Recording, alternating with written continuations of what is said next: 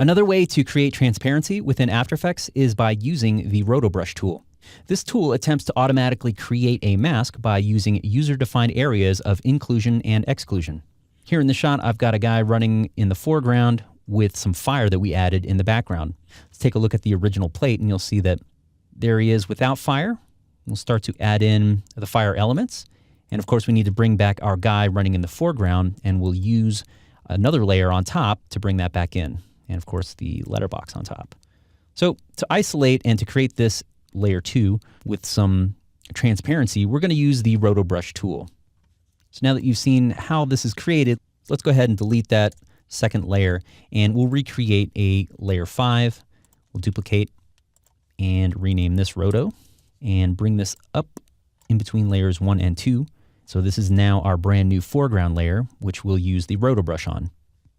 Now, to use the Roto brush, let's make sure that our layer 2 is selected, and then come over here up at the top, and you'll see that we have Roto brush tool. Select that and double click on our composition window.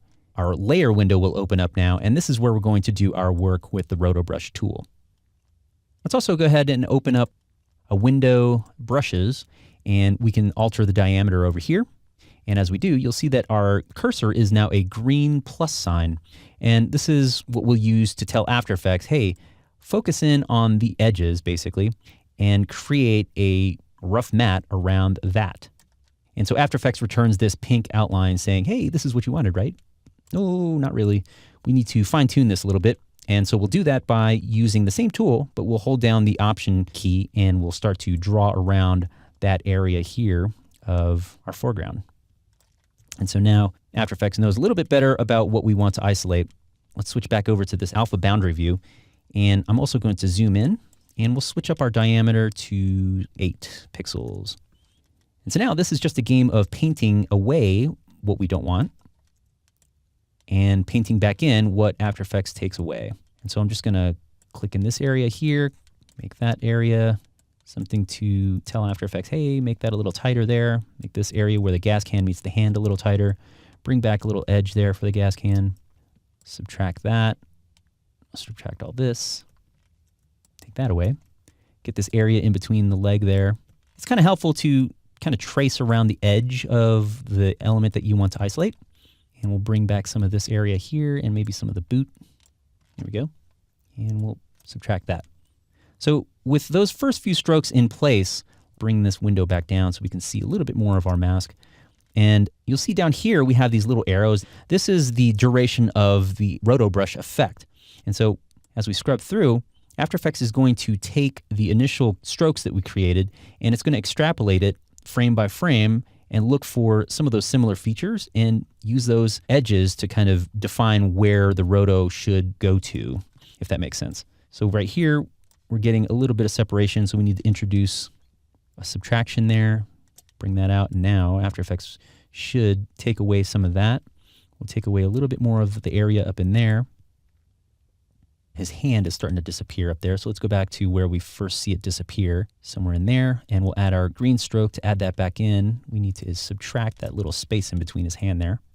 And let's go ahead and park here at the end, and you'll see After Effects is drawing in this green line here, kind of caching the Roto in place as it sees it. So it looks like we need to subtract over here,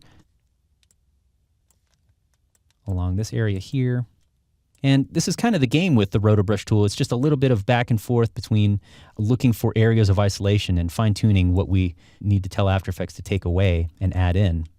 And so I'll keep it a little loose there around where the feet are because we know that the fire is out towards the horizon, and we know that we don't need too much of that detail there to get that back. Oop, we're missing his hand here. There's his hand. We'll subtract that. So again, just a lot of back and forth.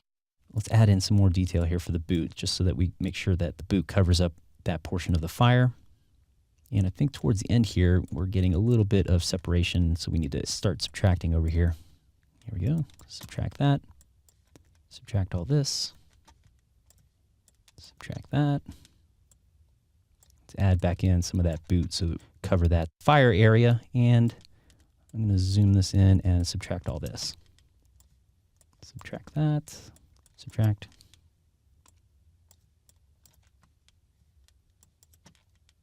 Okay, I think that's looking pretty good. Let's see this thing in context now. So let's switch back over to our composition window, and we'll zoom this up to 100%. And you'll see that it's doing a pretty good job. I mean, already we're kind of like 80% there, and it's just really fine-tuning all the details. But you get the idea of how this roto brush can be really quick to cut and isolate some areas of transparency just by adding in some brush strokes into our foreground layer. And so now that we've done that, let's go ahead and try to refine some of this area here. You'll see that we have this white edge right here. If we come over to our roto brush tool, and on the drop down we have a refine edge tool. Let's switch to that, and we'll double click again to get back into this area here. And let's refine this edge right here. That looks like it's an area that could need refining right there. Oop, we need to bring that part back in. Let's go ahead and do that. And subtract. And let's bring in that refine edge tool to get where that hand starts to blur out a little bit.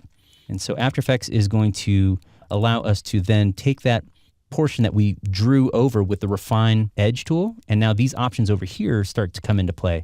We can start to smooth this out, we can feather, and you can see how this area here that is in question with the motion blur starts to bring back a little bit more detail just by toggling some of the areas here with the smoothing and the feathering.